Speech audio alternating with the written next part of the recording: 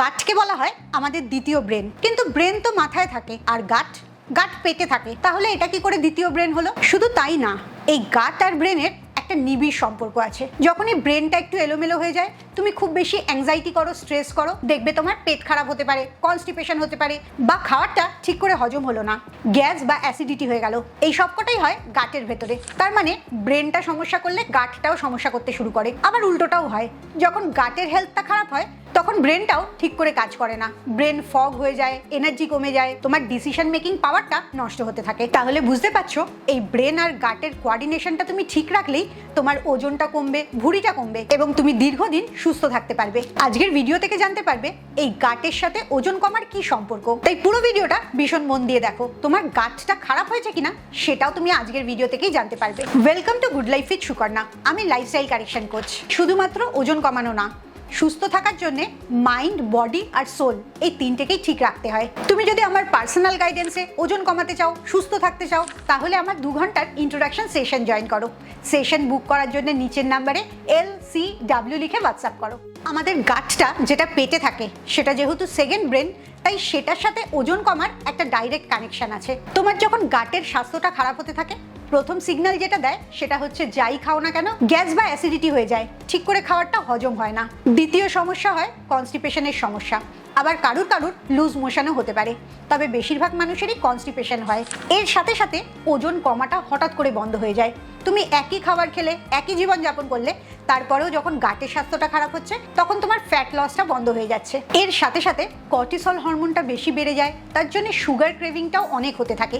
শরীরের মধ্যে ইনফ্লেমেশন শুরু হয়, শরীরটা ফুলে যায়, ব্লোটেড হয়ে যায়। যেহেতু গাটের সাথে ব্রেনের সম্পর্ক আছে, এর জন্য মুড সুইংও হতে থাকে আর তুমি অনেক বেশি স্ট্রেসে থাকো। তাই গাটের স্বাস্থ্যটা যদি খারাপ হয়, তুমি হেলদি লাইফস্টাইল লিড করার পরও ওজন কমে না বা চর্বি কমে না।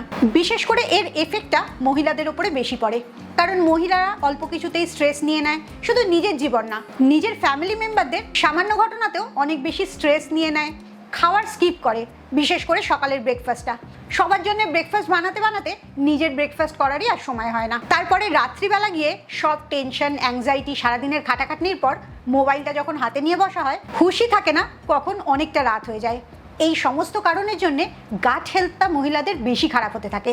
তোমার গাটের স্বাস্থ্যটা কেমন আছে এটা বোঝার জন্য সকালে কয়েকটা জিনিস লক্ষ্য করতে হবে।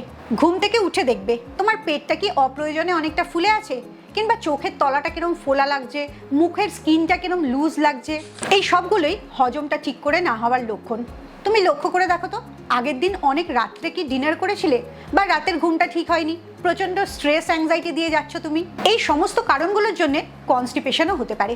এর সাথে লক্ষ্য করে দেখো, সারাদিনে কোনো একটা সময় খাবার পরেই তোমার অ্যাসিডিটি হয় কিনা। তুমি একই হেলদি খাবার খাচ্ছ, কিন্তু তারপরেও অ্যাসিডিটিটা তোমার হতেই থাকছে। গলা বুক জ্বালা করতে পারে। আবার অনেক সময় এরকমও হয়, তুমি ঘুমিয়ে আছো, হঠাৎ করে তোমার বুকের কাছে বা মুখের কাছে অ্যাসিডটা চলে এলো, যেটাকে বলা হয় অ্যাসিড রিফ্লাক্স। কিংবা এরকম হতে পারে, সকালবেলা ঘুম থেকে উঠলে রাত্রিবেলা তোমার মনে হচ্ছে ঠিকই ঘুমিয়েছো, কিন্তু তাও এনার্জিটা তুমি পাচ্ছ না। মনে হচ্ছে চা বা কফি কিছু একটা না খেলে তোমার চোখটা ঠিক করে খুলতেই পারবে না, মেন্টাল অ্যালার্টনেস আসছে না। কিংবা অনেকক্ষণ অবধি সকালবেলা ব্রেন ফগ থাকছে, তুমি কিরকম একটা ড্রাউজি ফিল করছো, হেভি ফিল করছো, তোমার মনে হচ্ছে আধ ঘন্টা যদি আরেকটু ঘুমাতে পারো তাহলে ভালো হয়। এই সবকটা সিমটমসই তোমার গাট হেলথটা খারাপ হওয়ার লক্ষণ। তার মানেই তোমার লাইফস্টাইলে অনেক কটা গন্ডগোল শুরু হয়েছে। যেমন অনিয়মিত খাবার খাওয়া, অনেক রাত্রিবেলা ডিনার করা, প্রচুর স্ট্রেস দিয়ে যাওয়া, রাত্রিবেলা দেরি করে ঘুমানো, সারাদিনে জল কম খাওয়া এবং হরমোনের ব্যালেন্সটাও হারিয়ে ফেলা। এই সবগুলোই শুরু হয় তোমার গাটের স্বাস্থ্যটা খারাপ হওয়ার জন্য। এরপরে আরেকটা ভয়ঙ্কর ভুল হয়, সেটা তুমি দেখো তো তুমি করো কিনা। সেটা হচ্ছে সকালবেলা ঘুম থেকে ওঠার পর 1 কাপ চা বা কফি, সেটা ব্ল্যাক কফিও হতে পারে, গ্রিন টিও হতে পারে, বা শুধু ব্ল্যাক টিও হতে পারে। সকালবেলাটা চা বা কফি ছাড়া শুরুই করতে পারো না। আবার অনেকে তার সাথে 2টো বিস্কিটও নাও। বিজ্ঞান বলছে এই খালি পেটে চা বা কফি খাওয়া মানেই তুমি তোমার গাটের স্বাস্থ্যটা তখনই খারাপ করতে শুরু করে দিলে। এর কারণে তোমার কর্টিসল হরমোনটা বেশি বেরোবে, যেটাকে স্ট্রেস হরমোন বলা হয়। সকালবেলা উঠে তোমার টার্গেট থাকবে স্ট্রেসটা কম করা, সেই জায়গায় তুমি চা বা কফি খেয়ে স্ট্রেসটাকে আরো বাড়িয়ে দিচ্ছ। আর এমটি স্টমাকে যখন চা বা কফি খাচ্ছ, তোমার পেটের ভেতরে অ্যাসিড সিক্রিশনটাও অনেক বেড়ে যাচ্ছে। গাটের লাইনিংটা তখন ড্যামেজ হতে থাকছে, গাটের ভেতরে ইরিটেশন শুরু হচ্ছে এবং ব্যাড ব্যাকটেরিয়াগুলো অনেক তাড়াতাড়ি বাড়তে শুরু করছে। অ্যাজ এ রেজাল্ট তোমার অ্যাসিডিটি আরও বেড়ে যাচ্ছে, ব্লোটিং আরও বেড়ে যাচ্ছে, অ্যাসিড রিফ্লাক্স হওয়া, অ্যাংজাইটি হওয়া, কনস্টিপেশন হওয়া সব কটাই মারাত্মক জায়গায় চলে যাচ্ছে। এই একটা ভুল, সকালবেলা উঠে চা বা কফি খাওয়া, এর জন্যে তোমার এতগুলো ক্ষতি হচ্ছে। তুমিও কি সকালবেলা উঠে চা বা কফি খাও? এক্ষুনি কমেন্টে সেটা জানাও। আর কালকে থেকেই এই অভ্যাসটা পরিবর্তন করে নাও। সকালবেলা উঠে 1 গ্লাস উষ্ণ গরম জল খেতে পারো, কিংবা গরম জলের মধ্যে 1 চিমটে সন্দক লবণ আর কয়েক ফোঁটা লেবুর রস দিয়েও খেতে পারো, কিংবা মেথি ভেজানো জল, জিরে ভেজানো জল বা কয়েকটা মশলা একসাথে ফুটিয়ে সেই জলটাও খেতে পারো। তোমার এখন মাথায় প্রশ্ন আসছে, তাহলে চা বা কফিটা কখন খাবে? চা কফি খাবার বেস্ট টাইম হচ্ছে ব্রেকফাস্ট করার 30 মিনিট পরে। দেখবে কয়েকদিনের মধ্যেই অনেকগুলো সমস্যা থেকে তুমি এমনি বেরিয়ে আসতে পারছো। এবারে লিখে নাও একটা সকালের রুটিন, যেটা করলে কয়েকদিনের মধ্যেই তোমার গাটের স্বাস্থ্যটা ভালো হতে থাকবে। প্রথম সকালে ঘুম থেকে উঠে 1 গ্লাস বা 2 গ্লাস জল খাবে। নর্মাল রুম টেম্পারেচারে জল খেতে পারো, কিংবা উষ্ণ গরম জলও খেতে পারো। সারা রাত্রে শরীর 1 লিটারের বেশি জল নিজের জন্য ব্যবহার করে। প্লাস সকালবেলা উঠে তুমি যখন ওয়াশরুম থেকে ঘুরে আসো, তখন শরীরটা একদম শুকিয়ে যায়। এই ডিহাইড্রেটেড স্টেটটা যদি বেশিক্ষণ থাকে, তাহলে তোমার মেটাবলিজমটা স্লো হতে থাকে। তাই ঘুম থেকে ওঠার পরই শরীরকে জল দেওয়াটা খুব দরকারি। এতে তোমার কনস্টিপেশনের প্রবলেম থাকলে সেটা চলে যাবে, শরীরে যে টক্সিন জমা হচ্ছে সেই টক্সিনটা বের হয়ে যেতে পারবে, এবং সারাদিন যা খাবার খাবে সেটার হজমটাও অনেক ভালো হবে। এবারে আসি 2 নম্বর অভ্যাসে। সকালবেলা ঘুম থেকে উঠে নিজের মুখটা যেরকম আয়নায় দেখবে, সেরকমই সূর্যের মুখটাও একবার তোমাকে দেখতে হবে। সকালে 5 থেকে 10 মিনিট বাইরের রোদে একটু পায়চারি করবে। সেটা রাস্তায় হতে পারে, তোমার বাড়ির ছাদে হতে পারে, বা কোথাও জায়গা না থাকলেও তোমার বাড়ির বারান্দাতেও হতে পারে। এই সকালবেলা সূর্যের আলোয় হাঁটার জন্য তোমার রাত্রের ঘুমটা অনেক ভালো হবে, কারণ রাত্রিবেলা মেলাটোনিন হরমোনটা ঠিকঠাক বেরোবে। আর এর সাথে অবশ্যই 5 মিনিট একটু স্ট্রেচিং করবে, আর 10 থেকে 15 মিনিট একটু মিডিয়াম স্পিডে ওয়াকও করে নেবে। 3 নম্বর যে ভুলটা বলবো, সেটা অনেক মহিলারাই করে। সকালবেলা যেহেতু প্রচন্ড কাজের তাড়া থাকে, তার জন্য ওয়াশরুম যাওয়ার দরকার হলেও সেটাকে চেপে রেখে দেয়। ভাবে আগে কাজটা শেষ করে নিই, তারপরে ওয়াশরুম যাব। ওয়াশরুম গেলে যদি আবার দেরি হয়ে যায়। আবার অনেকেরই অভ্যাস আছে ওয়াশরুমে গিয়ে তারপরে স্নান করে একেবারে বাইরে বেরানো, তার জন্য ভাবে হাতের সব কাজগুলো সেরে একেবারে যাব। যারা এই ওয়াশরুমে যাওয়াটা পেছাতে থাকে, তাদের মধ্যে কনস্টিপেশনের প্রবণতা অনেক বেশি হয়ে যায়। তুমি ভেবে দেখো, তোমার শরীরে অনেকগুলো আবর্জনা জড়ো হয়েছে, যেগুলো শরীর থেকে বার হয়ে যেতে চাইছে, অথচ তুমি ওই আবর্জনাগুলোকে ধরে রেখেছো। বাড়িতে ডাস্টবিনে যদি ময়লা থাকে, সেই ময়লাটাকে তুমি না ফেলো, তাহলে সারা বাড়িটা দুর্গন্ধ ভরে যায়। ঠিক তোমার শরীরটাও তাই। যখন তোমার বাথরুমে যাওয়ার দরকার পড়ছে, তখন যদি তুমি বাথরুমে না গিয়ে সেটাকে শরীরের মধ্যে ধরে রাখো, তাহলে সারা শরীরে সেই টক্সিনটা আরো বাড়তে থাকে। তাই এই ভুলটা কখনোই করবে না। আগে নিজেকে কেয়ার করো, তাহলেই তুমি তোমার ফ্যামিলিকে কেয়ার করতে পারবে।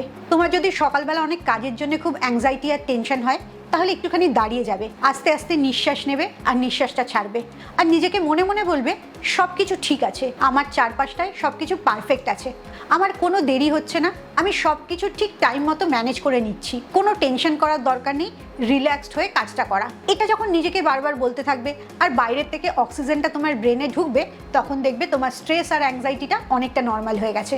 এবং ট্রাস্ট মি, যখন তুমি ইমোশনালি শান্ত হবে, তখন তুমি ডাবল স্পিডে তোমার কাজটা শেষ করতে পারবে। এবারে আসি সকালের ব্রেকফাস্টটা, যেটা অবশ্যই গাট ফ্রেন্ডলি ব্রেকফাস্ট হওয়া খুব দরকার। তাতে ভালো পরিমাণে প্রোটিন রাখবে, প্রচুর ভেজিটেবলস রাখবে, কারণ ভেজিটেবলস থেকে আমাদের শরীর ভালো ফাইবার পায়।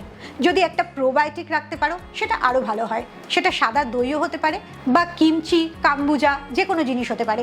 আমার একটা ভিডিও আছে যেখানে 3টে গাট ফ্রেন্ডলি ফার্মেন্টেড খাবার বলেছি।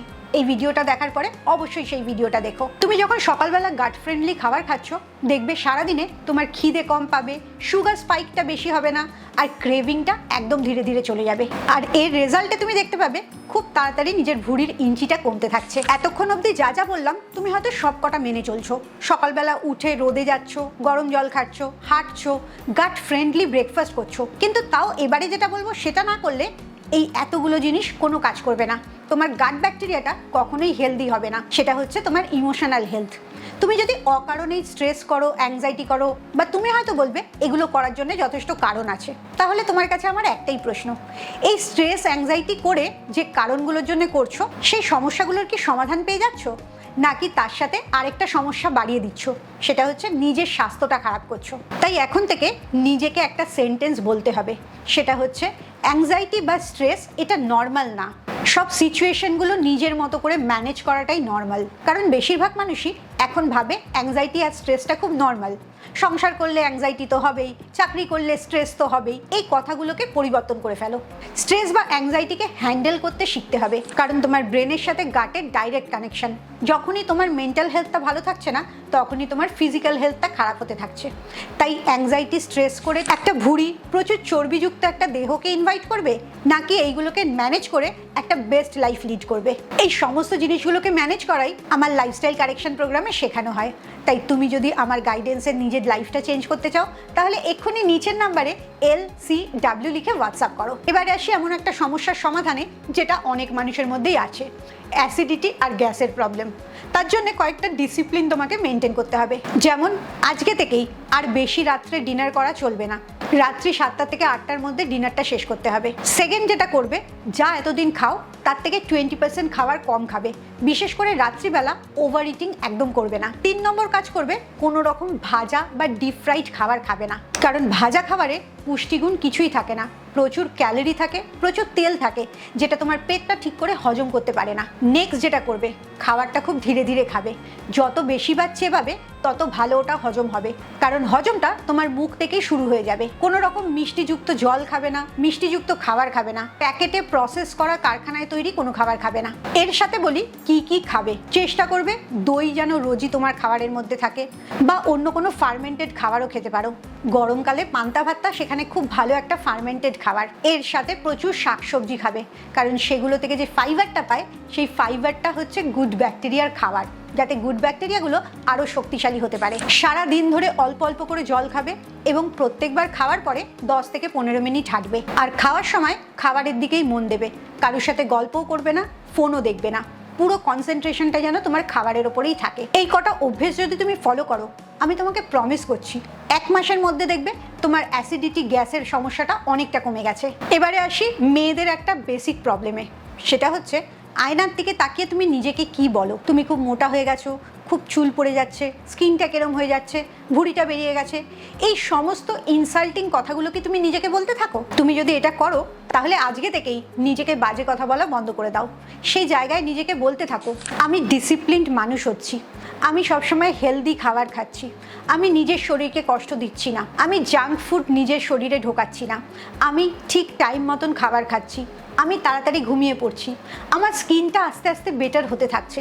সব নিজেকে অ্যাপ্রিসিয়েটিং কথা বলতে থাকো, দেখবে তোমার মধ্যে পজিটিভিটি অনেক বেড়ে যাবে। আর যত তুমি পজিটিভ হবে, তত তোমার গাট আর ব্রেন দুটোই ভালো করে কাজ করবে। তুমি কালকে থেকেই কোন অভ্যাসটা শুরু করছো, এক্ষুনি আমাকে কমেন্টসে জানাও। খুব ভালো থাকো, মানসিক আর শারীরিকভাবে একদম সুস্থ থাকো। আবার পরের ভিডিওতে তোমাদের সাথে দেখা হচ্ছে।